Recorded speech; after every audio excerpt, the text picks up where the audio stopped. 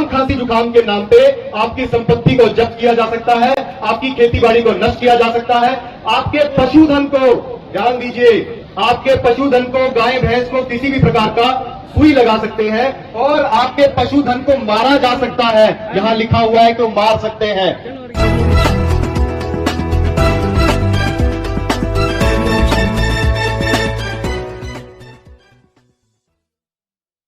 कोई भी जो है एडवोकेट है उनको आमंत्रित करूंगा। आप पूजा जोरदार तालियों स्वागत साथियों।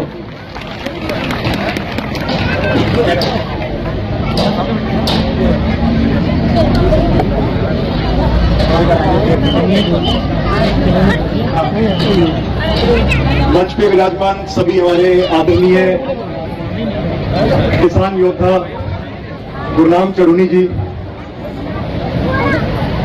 साथियों, सबसे पहले तो मैं एक नारे से शुरुआत करना चाहूंगा। किसान मजदूर एकता, इनकलाब। साथियों, बातें तो बहुत गंभीर है लेकिन समय कम है।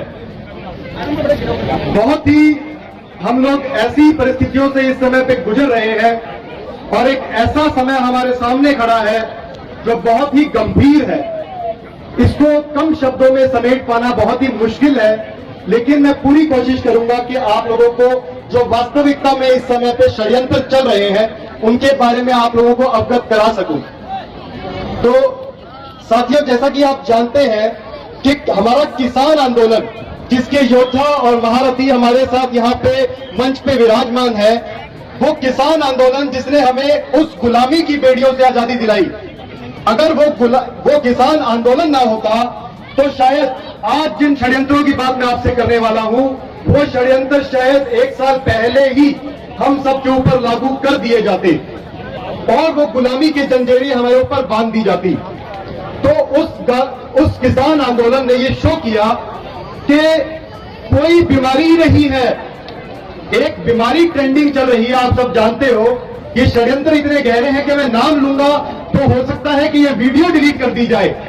तो एक तथाकथित बीमारी चल रही है जिससे आप सबको नुकसान हुआ पिछले 2 सालों के अंदर।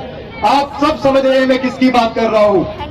मार्च 23, 2020 से हमारे देश के अंदर एक रूपरेखा बनी और हमारे देश के अंदर लगातार एक तालाबंदी का दौर शुरू हुआ, जिस तालाबंदी के माध्यम से हमारे सारे कानून रोक लिए गए और आप लोगों की आजादी को बाध्य कर दिया गया। आप लोगों को कह दिया गया कि आप घरों में बंद हो जाइए, आपके काम धंधे चौपट हो गए। हमारे किसान भाइयों को दुनिया भर का नुकसान हुआ, हमारे मजदूर भाइयों की नौकरी चली गई। कोई हरियाणा से पंजाब की तरफ चल के जा रहा था, कोई हरियाणा से यूपी की तरफ चल के जा रहा था और इन सरकारों ने उन कॉर्पोरेट घरानों के लिए सब कुछ किया। जहां आम जनता की रोजी रोटी जो है रात दिन जिसको नुकसान हो रहा था, वहीं उन कॉर्पोरेट घरानों की आमदन बढ़ती जा रही थी, दिन दुगनी और रात चौगनी होती जा रही थी। उसी से रिलेटेड, उसी से मुतल्लिक जो ये षड्यंत्र चलते आ रहे हैं, हमारे किसान आंदोलन ने दिखाया ऐसा कोई बीमारी नहीं थी। वहां लोग सब मिलते जुलते रहे, लाखों की तादाद में इकट्ठे हुए। एक अकेला इंसान जो है हमारा किसान भाई या मजदूर भाई इस कथित बीमारी से नहीं मरा, लेकिन फिर भी सरकारों ने इन बीमारियों के नाम पे आप लोगों को बाध्य किया, आपके सारे अधिकार आपसे छीन लिए। आपको कहा कि आप सामाजिक दूरी रखिए, आपको कहा कि आप मुंह पे मुखौटा लगा लीजिए। ये नहीं कहा कि इस मुंह पे मुखौटा जो आप लगा रहे हैं, इस मुंह के मुखौटे का फायदा क्या है। फायदा कुछ नहीं था, लेकिन नुकसान बहुत ज्यादा थे, जिसमें से एक था कि आप लोगों के शरीर के अंदर ऑक्सीजन की सप्लाई घट जाती है और आपके शरीरों के अंदर कार्बन डाइऑक्साइड बढ़ जाती है।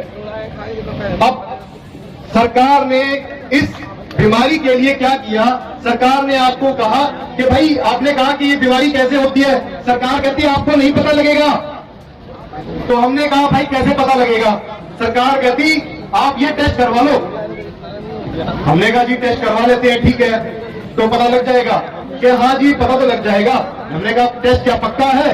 कि नहीं जी, पक्का भी हो सकता है, कच्चा भी हो सकता है, कोई गारंटी नहीं है टेस्ट की, लेकिन आपको करवाना पड़ेगा। अब टेस्ट करवा लिया, टेस्ट में पक्का आ गया, तो भाई अब क्या करें? तो सरकार ने कहा वो सुई लगवा लो, बुट्टी। तो सरकार ने आपको लगातार मजबूर किया वो बूटी लगाने के लिए। मैं समय ज्यादा नहीं दूंगा। तो ये जो सारा का सारा षड्यंत्र चल रहा है, इस षड्यंत्र के अंदर सरकार आपको लगातार कुछ दवाइयां आपके शरीर में डालने की कोशिश कर रही है। और आज आपको विशेष ध्यान देने की जरूरत है, वो ये काला कानून, जिन 3 काले कानूनों की लड़ाई हमने लड़ी, हमारे किसान योद्धाओं ने बड़ी मुशक्कत करी उसके अंदर, और दृढ़ निश्चय रखते हुए उस सरकार को, उस तानाशाही सरकार को बैकफुट पे जाने के लिए मजबूर किया। उसके लिए मैं चरुनी जी को खास तौर पे धन्यवाद देना चाहूंगा। तो वो जो तानाशाही लाने की वो कोशिश कर रहे थे, उसी श्रृंखला के अंदर सरकार अब ये कानून लेके आ रही है जिसका नाम है public health prevention control and management of epidemic bioterrorism disaster bill 2017। जी हां, 2017। सरकार ने 2017 में ही इस कानून को बना लिया था, जिसको आपके ऊपर 2020 के अंदर लाने की साजिश की गई और आपको कहा कि ऐसी कोई बीमारी आ गई है। और आज 2022 के अंदर 5 साल के बाद सरकार उसको मॉनसून सत्र के अंदर पारित करने वाली है।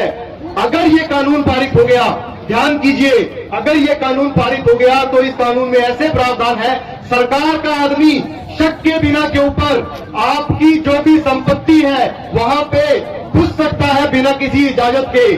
आपकी जो खेती है उसको ये कहकर बर्बाद कर सकता है कि उसको अंदेशा है कि इसमें कोई कीटाणु हो सकते हैं। ध्यान दीजिए, हो सकते हैं के ऊपर, उसको पता नहीं होगा कि होगा कि नहीं होगा, सिर्फ हो सकता है के बेसिस के ऊपर आपकी फसल को तबाह कर सकते हैं वो लोग और कह सकते हैं कि आपकी जमीन पे हम कब्जा करेंगे। इतना ही नहीं, कन्वेयंसीज, आपके ट्रैक्टर, ट्रालियां, उनके ऊपर जो सामान आप लेके जा रहे हैं उसको भी जब्त किया जा सकता है इस बिना के ऊपर कि उसमें संदेह है कि कोई बीमारी हो सकती है।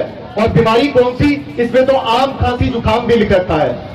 उस आम खांसी जुकाम के नाम पे आपकी संपत्ति को जब्त किया जा सकता है, आपकी खेतीबाड़ी को नष्ट किया जा सकता है, आपके पशुधन को, ध्यान दीजिए, आपके पशुधन को, गाय भैंस को किसी भी प्रकार का सुई लगा सकते हैं और आपके पशुधन को मारा जा सकता है। जहां लिखा हुआ है कि वो मार सकते हैं, सिर्फ इस चीज के नाम पे कि उनको शक है कि हाँ इससे कोई बीमारी फैल सकती है।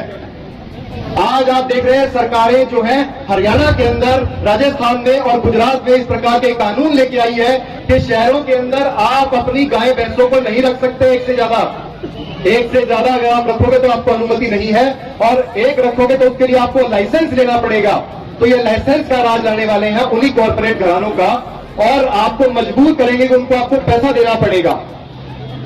उसके बाद इस कानून के अंतर्गत आपको जब चाहे कोई भी, आपको जब चाहे, मेन पॉइंट है आपके लिए कि आपको जब चाहे वो कह सकते हैं कि बीमारी फैल सकती है। ध्यान दीजिए, फैल सकती है के बिना पे, उस बिना पे आपको कहा जा सकता है अपने घरों के अंदर आप बंद हो जाइए, आप अपनी जमीन को छोड़ दीजिए, आप अपनी संपत्ति को छोड़ दीजिए। आपके घर में से किसी भी व्यक्ति को आइसोलेट किया जा सकता है, यानी कि उसको उठा के, सरकार का आदमी उसको उठा के लेके जा सकता है कि सरकार के तंत्र के अगर किसी प्रशासन के अधिकारी के मन में आ गया तो वो हमारे घर की बहन बेटियों को भी उठा के ले जा सकता है। ध्यान रखिए इस बात को।